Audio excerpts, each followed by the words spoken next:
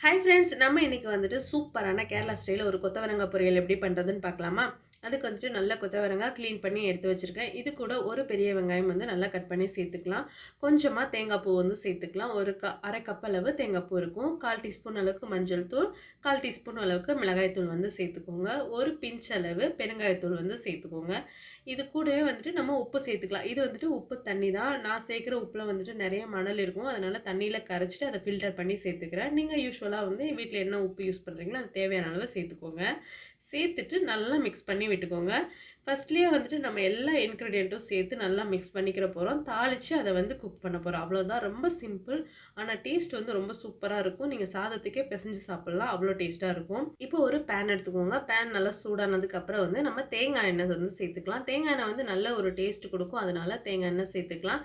இது கூட வந்துட்டு கொஞ்சமாக கடுகுளுந்தம் பருப்பு சேர்த்துக்கோங்க. கடுகு நல்லா பொரிஞ்ச உடனே ஒரு பச்சை மிளகாய், ஒரு காஞ்ச மிளகாய் வந்து கட் பண்ணி சேர்த்துக்கோங்க.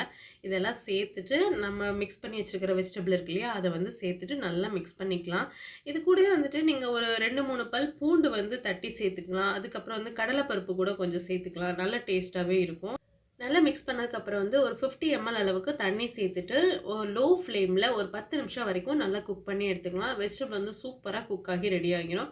ஒருவேளை நல்லா வேகலை அப்படின்னா இன்னும் ஒரு 5 நிமிஷம் வந்து சேர்த்து குக் பண்ணி எடுத்துக்கோங்க. லோ ஃப்ளேமில் குக் பண்ணுங்கள். கொஞ்சம் எண்ணெய் பத்தலை அப்படின்னா எண்ணெய் கொஞ்சம் அதிகமாக விட்டிங்கன்னா இன்னும் டேஸ்ட்டு நல்லாயிருக்கும். ஓகே ஃப்ரெண்ட்ஸ், நம்மளுடைய சூப்பர் டேஸ்டியான கொத்தவரங்காய் பொரியல் ரெடி ஆயிடுச்சு. கண்டிப்பாக நீங்களும் ட்ரை பண்ணி பாருங்கள். தேங்க்யூ.